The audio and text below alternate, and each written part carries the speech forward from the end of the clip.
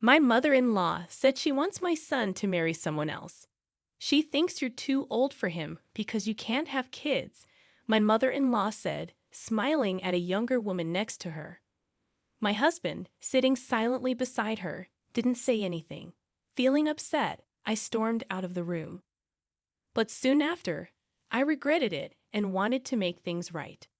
I feel really bad about marrying into this family. My name's Olivia, and I'm 38 years old. I met my husband, Sam, who's 8 years younger, through a friend. I was unsure about dating him because of our age gap, but he insisted that age doesn't matter. I love you, Olivia, he said, and we started dating.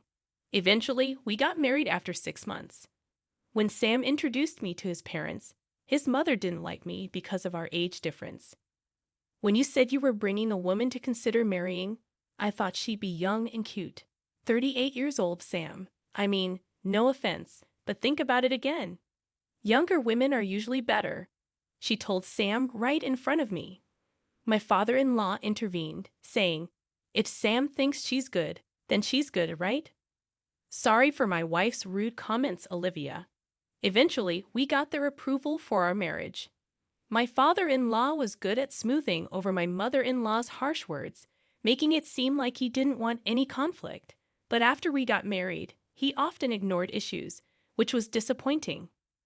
Sam's family was well known as landowners in our small town, and my mother-in-law loved to brag about it. Even though she wasn't technically related by blood, she married into the family, just like me. This family is very wealthy, and Sam, being the favorite, has a charming and dreamy aura. My previous partner was very careful with money, which was tough. So Sam's relaxed and generous attitude towards money is quite attractive to me. Even though my mother-in-law reluctantly accepted our marriage after my father-in-law scolded her, she doesn't seem happy about it. She keeps telling me how a good wife should act, which is frustrating. She's influential among the local women and takes pride in leading the women's association and being popular. She insisted I take time off during the week to meet the association members. She believes it's important to impress them. She introduced me proudly, but some of them hinted that she might not be as well liked as she thinks. Oh, and she also told me to get a medical checkup to see if I could have children. I was a bit put off that it was her, not Sam, who ordered it, but I was also curious to know if I could get pregnant, so I agreed. Gynecological exams aren't exactly a walk in the park. Despite being important for women's health, they're uncomfortable. Does anyone else find sitting in that examination chair waiting unbearable? Despite the discomfort, my bridal health check results were good. I felt relieved when the doctor said, "You're healthy." Sam seemed worried, but he looked relieved when I told him the news. I shared the results with my mother-in-law, hoping we could finally celebrate our marriage happily. But then she said, "Good that you've passed the first hurdle." The first hurdle? What does she mean by that? I thought she'd be happier. Was she secretly hoping for bad news? As I tried to figure out how to respond, my mother-in-law surprised me with a proposal. After you get married, let's build a duplex and live together. You'll split the down payment and mortgage. You work in administration, right? Your salary might not be high, but you should be able to handle it at your age. A duplex? Living together? Splitting the costs with me? I felt overwhelmed by this sudden flood of suggestions. I looked at my husband sitting beside me, hoping for some support, but he remained silent. "Could you please chime in?" I asked him. I haven't discussed anything about living together with Sam. And, well, before we talk about a duplex and living arrangements, I'd like to address the comment about my job, I said, feeling a bit hurt. You haven't discussed it. Oh, well, Sam probably thought it was understood. That's not good. We'd always planned that when Sam gets married, we'll all share a house and live together, my mother-in-law insisted. I felt a chill run down my spine. Always? Is she implying she drilled this idea into Sam's head by repeating it constantly? That's correct. That's what I had in mind. Wait, you didn't know about this? Why are you agreeing so easily? My mother-in-law questioned. I'm sorry, but I had no idea about this plan, and I can't make a decision without discussing it with Sam first. Can we please hold off on this for now? I said before leaving my in-laws' house. Later, when I talked to Sam, he admitted that after we got married, he intended to build a duplex on his parents' property and live with them.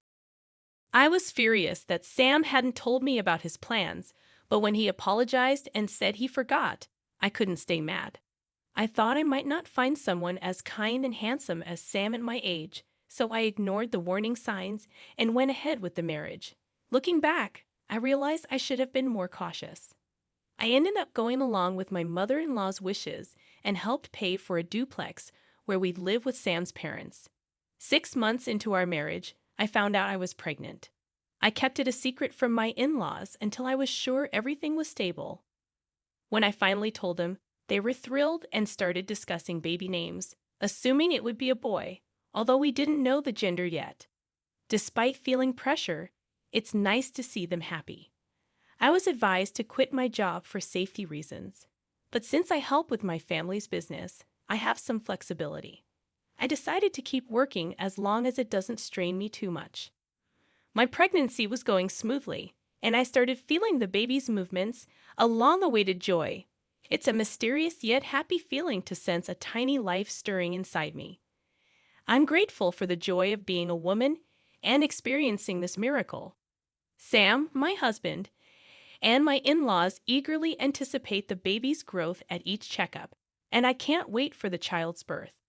I have a feeling that my relationship with my mother-in-law will improve once the baby arrives. One day, when everything seemed perfect, I noticed the baby's movements were weakening. I felt an indescribable anxiety and rushed to the hospital. The doctors gave me heartbreaking news. Something was wrong with the baby. Why? How? I was living normally. What did I do wrong? I was gripped with fear over the risks. I was hospitalized immediately, but despite the doctor's efforts, my child passed away. Just a few more months and I could have held my baby. Why did this happen so suddenly? It felt like just yesterday when the baby was moving so energetically inside me. Was it my fault? As I cried in sorrow, my husband's words pierced through my pain. How long will you cry? It's over now, isn't it? Crying won't bring the baby back. Stop crying. I was stunned. What was Sam saying? Our child had just passed away. Even though I was taken aback by this cold side of Sam I had never seen before, my shattered state of mind left me unable to speak. Then came the day I was discharged from the hospital. Sam didn't come to pick me up. I managed to force a smile and reassure the nurses who were concerned about me going home alone. When I arrived home in a taxi, Sam, my mother-in-law, and an unfamiliar woman greeted me. "Welcome back. It's a shame, isn't it?" said my mother-in-law with a strange smile. "Yes," I responded, taking a seat on the living room couch as suggested. The seating arrangement was strange, with my mother-in-law and the woman sitting across from me on a bench, and Sam sitting next to them, showing no effort to comfort me or make eye contact. As my mother-in-law spoke, my heart sank. "We've talked it over with Sam. Since you can't have children anymore, we don't see the point in keeping you as our daughter-in-law. We're thinking of having this other girl marry Sam instead." Hearing those words while still reeling from the shock of losing my baby, tears filled my eyes. But I refused to let myself break down. I had to stay strong, telling myself that crying would mean giving up. I kept my head down, unable to look up. Ignoring my distress, my mother-in-law continued heartlessly. "If you're willing to work and support our family instead of having children, we might consider letting you stay. What do you think? Can I count on you to take care of us if they leave me behind?" Confusion and disbelief washed over me. Without thinking, I looked at my husband for support. But when our eyes met, Sam quickly looked away. Beside him, a woman who seemed triumphant stared back at me. I remembered her as Sam's childhood friend, introduced to me at our wedding. Seeing that my husband wouldn't even meet my gaze, I realized he's not on my side. He won't help me. A chill ran down my spine, and strangely, my mind became clear. They must have discussed this during my hospitalization. They planned to replace me, the woman who can't have children, with a younger wife who can bear in hair. If I stay here, I'll only suffer. There's nothing for me here anymore. With newfound clarity, I addressed Sam. I understand where you stand. Let's get a divorce. Please, go and live happily with your new wife. Leaving the house, I returned to my family home. My parents, surprised but warmly welcoming, were already aware of my miscarriage. They were outraged by the cruelty I had faced so soon after leaving the hospital. Their warm reaction was a relief after everything, and I ended up crying a lot that day. Exhausted from tears, I fell asleep. However, the next day, my mother-in-law and husband, who had shown such cruelty in driving me out, unexpectedly showed up at my family home. At first, my mother dealt with them normally, but once she realized who they were, she refused to engage with them. Then, they started incessantly ringing the doorbell, shouting, "We've canceled the divorce. Come back now." You see, my family runs a barbecue restaurant, a well-known spot that serves a globally famous brand of beer. It's frequented by many celebrities and athletes who enjoy our delicious food. However, my husband's family comes from an old, respected background, and they looked down on our family, thinking that running a restaurant was somehow shady. They had this outdated belief that restaurant businesses were inferior, and they saw our family as less well-off. We even invited them to dine with us once before the marriage, but they declined, saying, "Beef. We always eat at certain places. Eating meat from other restaurants gives me heartburn. Sorry." During the pre-wedding meetings, they indirectly belittled my family with remarks like, "Oh, you run a restaurant, right? That's so old-fashioned. Oh, I see, from your parents' generation. Dealing with beef, huh? Well, respectable families don't engage in such businesses." It hurt to see my parents, who had worked hard to raise me, being treated this way, but they brushed it off with a laugh, saying there are always people with narrow mindsets. On the day I left after the divorce, my husband and mother-in-law happened to see our restaurant being featured on TV. Up until then, they had shown no interest and considered my family beneath them. But they panicked when they saw the restaurant described as running its own farm that produces top-quality beef, enjoying extreme popularity with meat exported worldwide, being highly successful and lucrative. Suddenly, they tried to cozy up to me, saying, "If your family were wealthy, we wouldn't have talked about divorce. We're sorry for yesterday. We weren't thinking clearly. Please come back." After all their talk about children and heirs, was it really all about money in the end? My husband Sam and his family never asked much about my job, so I had simply told them I worked in office administration for my family's company, leading them to believe I was a low-paid and incompetent employee. Consequently, they probably assumed that asking me to pay for the house would make me give up on the marriage. In reality, I managed the meat export division of my parents' company, earning a substantial income for an office worker. Fortunately, I had saved up a good amount due to getting married later in life, allowing me to provide the money they demanded. I am also a major shareholder in the company and aspire to eventually take over my father's position to further expand the business. Despite this, they had never shown any interest or asked me about my role until it was highlighted on TV, leading to an overnight change in their treatment of me. Despite incessantly talking about wanting children, it became apparent that money was their primary concern. Their shallowness appalled me. Finally, my father, who had been silently observing the situation, lost his temper and kicked Sam and his parents out. "Thank you, Dad. You saved me," I said. My father, still seething with anger, began drinking and cursing at them. He had me explain everything from before the marriage without holding back any details, believing I couldn't handle this alone. My father promptly contacted a lawyer he knew, leading to a demand for damages since I was unjustly evicted. We also asked for reimbursement for the housing funds I had provided during our cohabitation. The claim was acknowledged, and it was decided that I would receive a refund for the expenses I covered. However, Sam alone couldn't repay the loan I had taken out, so his family home had to be sold. They had built a lavish house on rural property just for show, leaving a considerable mortgage remaining even after the sale.